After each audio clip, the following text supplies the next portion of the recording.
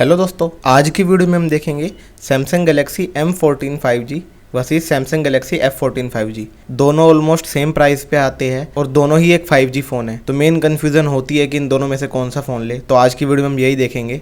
अगर हम बात करें रिलीज़ की, और दोनों ही फ़ोन इस साल मार्च में लॉन्च हुए थे। अगर हम बात करें फ़ोन के डायमेंशंस की और फ़ोन के लुक की, तो फ़ोन ऑलमोस्ट सेम है। उस डायमेंशन दोनों की ऑलमोस्ट सेम है। दोनों का वेट भी बिल्कुल सेम है। दोनों में ही 206 ग्राम है वेट। अगर हम बात करें एक बिल्ड की, इसमें जो फ्रंट ग्लास है वो गोरिल्ला ग्लास 5 है। दोनों में ही M14 5G में भी और F14 5G में भी दोनों में फ्रंट में गोरिल्ला ग्लास 5G लगा हुआ है और दोनों में ही पीछे प्लास्टिक बैक है और दोनों ही फ़ोन डुअल सिम के साथ आते हैं। अगर हम बात करें अब इनकी डिस्प्ले की, दोनों में ही सेम डिस्प्ले है। दोनों में ही एक LCD डिस्प्ले है। इस फ़ोन में एमोलेड डिस्प्ले नहीं आएगी। इन फ़ोनों में LCD डिस्प्ले है। दोनों में 90 हर्ट्ज़ का रिफ्रेश रेट है और दोनों के अगर हम साइज़ की बात करें, दोनों के फ़ोन के स्क्रीन की साइज़ की बात करें तो 6.6 इंचज़ का साइज़ है दोनों ही फ़ोन में। सेम स्क्रीन सैमसंग ने यूज़ कर रखी है दोनों ही फ़ोन में। अगर हम रेजोल्यूशन की बात करें तो M14 में एक फुल HD प्लस डिस्प्ले है और F14 में भी एक फुल HD प्लस डिस्प्ले ही है और दोनों में एक गोरिल्ला ग्लास 5 की प्रोटेक्शन है। अगर हम बात करें प्लेटफॉर्म की, तो दोनों में ही Android 13 आते हैं और सैमसंग का One UI Core 5.1 आता है M14 में भी F14 में भी। और अगर हम इसकी प्रोसेसर की बात करें तो दोनों में ही सैमसंग का Exynos 1330 का प्रोसेसर है। M14 में भी सेम है, F14 में भी सेम है। तो दोनों में ही ऑलमोस्ट सेम प्रोसेसर है।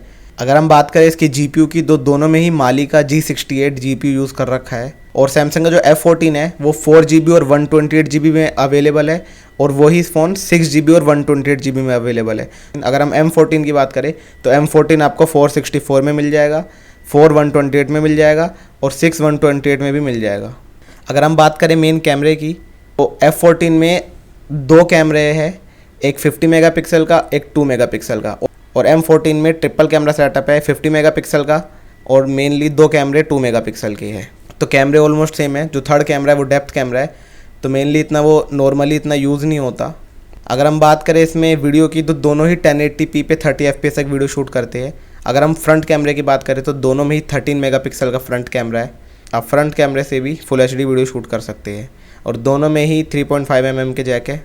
अगर हम बात करें फिंगरप्रिंट की, तो दोनों में ही साइड माउंटेड फिंगरप्रिंट है। अगर हम बात करें मेन बैटरी की, तो दोनों में ही एक 6000 mAh की और इसके साथ F14 के साथ आपको 25 वोट का फास्ट चार्जर आता है और M14 के साथ भी आपको 25 वोट का फास्ट चार्जर ही आता है। तो मेनली दोनों फ़ोन ऑलमोस्ट सेम है, बस एक कैमरे का फ़र्क है। सब चीज़ सेम है और नाम अलग है बस, और कुछ भी अलग नहीं है फ़ोन में। दोनों फ़ोन ऑलमोस्ट सेम है। तो आप अपनी प्रेफरेंस देख सकते हैं, आपको कौन सा फ़ोन चाहिए। अगर आपको कैमरे से इतना कोई मतलब नहीं है तो आपको दोनों में से जो भी फ़ोन सस्ता मिले आप वो ले लीजिए। अगर हम मेन प्राइस की बात करें, जो कि F14 5G का प्राइस है 6GB रैम 128GB वाला 15,990 रुपीज़। अगर हम M14 की बात करें तो उसका जो ऑफिशियल साइट पे प्राइस है 6GB 128GB वाला 13,490 रुपीज़। और अगर हम इसके 4GB 128GB वाले की वेरिएंट की बात करें तो उसका प्राइस है 14,990 रुपीज़। मेन कंपनी ने कलर का डिफरेंस रखा है इन फ़ोनों में। M14 के 3 अलग कलर्स आते हैं और F14 के 3 अलग कलर्स आते हैं। तो इनकेस अगर आपकी कलर भी कोई प्रेफरेंस है, अगर आपको कोई कलर पर्टिकुलर कलर आपको कोई परचेज़ करना है तो आप वो भी देख सकते हैं। जो भी है फ़ोन ऑलमोस्ट सेम है। फ़ोन में इतना कोई डिफरेंस नहीं है, सिर्फ एक कैमरा फालतू दे रखा है जो कि सिर्फ एक लुक इन्हेंस कर देता है M14 की। ऑलमोस्ट परफॉर्म दोनों फ़ोन सेम करेंगे, सब चीज़ सेम है दोनों फ़ोनों में। तो मेनली जो भी फ़ोन आपको सस्ता मिल जाए आप वो परचेज़ कर लीजिए, क्योंकि दोनों फ़ोन ऑलमोस्ट सेम है। अदरवाइज़ आप अपनी प्रेफरेंस देख सकते हैं। अगर आपको कोई पर्टिकुलर कलर परचेज़ करना है तो आप वो अलग देख सकते हैं। तो अगर आपको वीडियो अच्छी लगी तो वीडियो को लाइक कर दे, चैनल को सब्सक्राइब कर दे and thanks for watching the video.